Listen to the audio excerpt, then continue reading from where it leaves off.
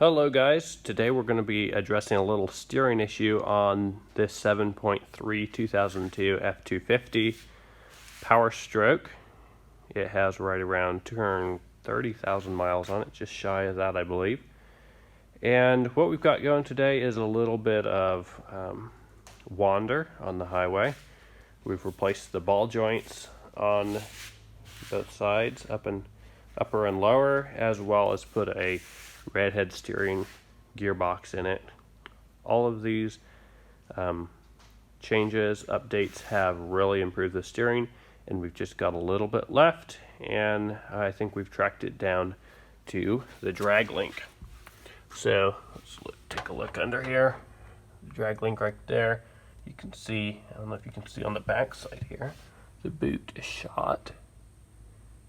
It's oozing out grease there.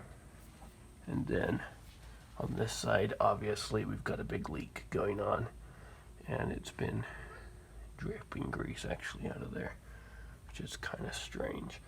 But a lot of play in the drag link, it seems, from rolling it from side to side.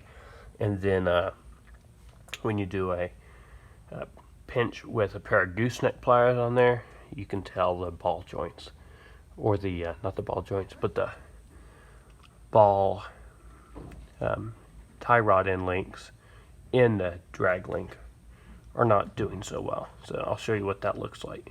So this is the upper connection where it connects to the pitman arm coming out of the gearbox. I'm just going to squeeze on it with goosenecks. I don't know if you can see, but that's moving pretty good. Shouldn't be moving at all. And then over here on the other end, let's move the light around so we can see. Find a good spot to put it. I'm just one-handed here. And then grab the pliers. And let's see if we can't get a good view on this one as well.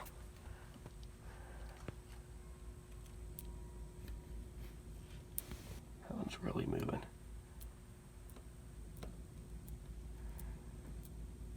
You can see that, obviously.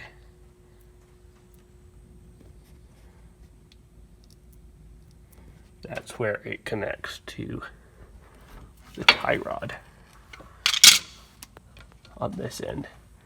So we're going to go to Napa and pick up another one of these. You can see the redhead gearbox up in there, I think. Yeah, there we go.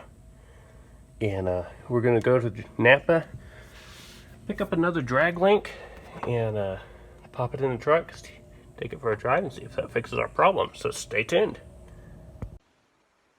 Just got to Napa. Let's get inside and get this parked. Oh yeah, Memorial Day weekend. Alright guys, so here is the old drag link off the truck. You can see these boots are pretty badly marred up. A little worse after I used the pickle fork on them to get them off. And so what I did was took the cotter pin out of here, took these off, and squirted some WD-40 down the top of here. The pitman arm sits on this side, and the other drag link, or the tie rod between the two wheels, goes on this side. And a tip is to keep this nut threaded on just part way, so that when you use the pickle fork between the two to separate them, it doesn't fall off, but it catches itself on the nut, and then you can ease it to the ground. Both sides. Took quite a bit of beating on both of them. Found that the sledgehammer really helped in getting them off, and the WD-40, let it soak in there for a while. That really helped as well. I've not taken this off. I've got the new drag link assembly here. What we're going to do is unbox these here. Let's take a look at them.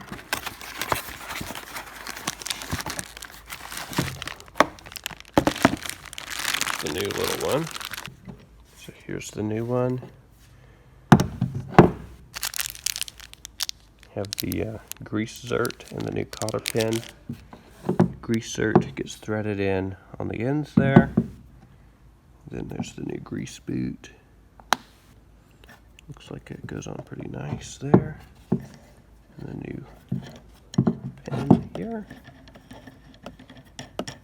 And the new sleeve. Here's compared to the old factory one. This is a new aftermarket one. We'll see how it works. I mean, I've never done this. Never had to trade them out before, but looks like the new one is a little smaller or shorter. That's about the same size, it looks like. Yeah. Okay, so we'll see how it goes together. That's the that's that piece right there. And then let's open this piece here. And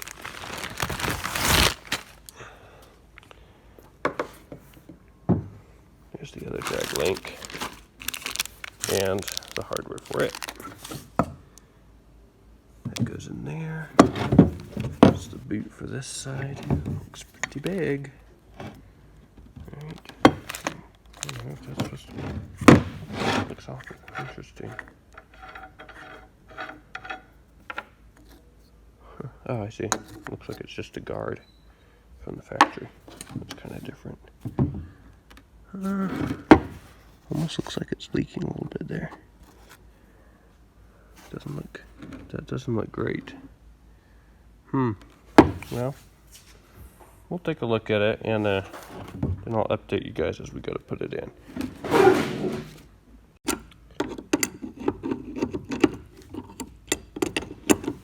Get these loose. We got orange paint marker marking where the threads were on here. These new ones don't have the exact same length of threads, and so we're going to have to measure, already measured, from the middle of this right here to that piece, the middle of that right there. I think that's probably what we're going to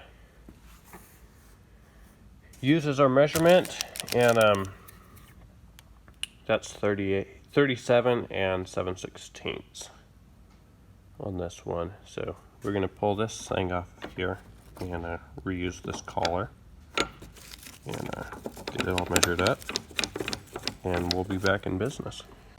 Alrighty, so we've got the new drag link in here, and the castle nuts tightened down to 67 foot-pounds on each side. That's what the specs are. If you can see that side, there we are. Okay. We've got the new Zerk fittings in. Actually, I used the old ones out of the old one. Took them out, same threads. Used the same coupler here, joint, and I kept everything the same. Truck's not on the jack, so I just got it close with the tape measure and then came over here and fitted it by hand, and it seemed to do pretty well. So now what we need to do is tighten these down. I think it's 40 foot-pounds.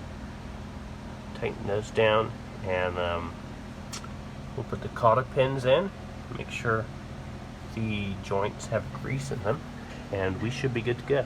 The castle nut on this side was a 15/16. Actually, I think it was a millimeter, but I didn't have a metric that went up, that spanned that gap. I have one on each side of it, so I think it's probably somewhere around a 25-26 millimeter, but 15/16 does the trick over here, and then 22 millimeter does that one up there.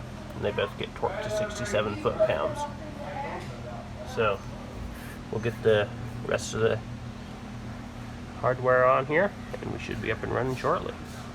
It's worth noting that the old castle nuts were thicker than the new ones. These are the new ones here, and you can see the size different. This one goes up on the pitman arm, this one goes down on the rest of the steering linkage.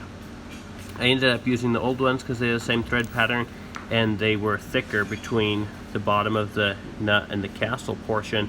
And after I was torquing these down, I wasn't even to torque yet, and I could already tell that the cotter pin was going to go above the castle. So I used the old ones, and we've got a cotter pin that slides directly through the castle on each one. Those are the new cotter pins there. And so I thought I'd just mention that to you guys, so don't throw away your old stuff until you put your new stuff on.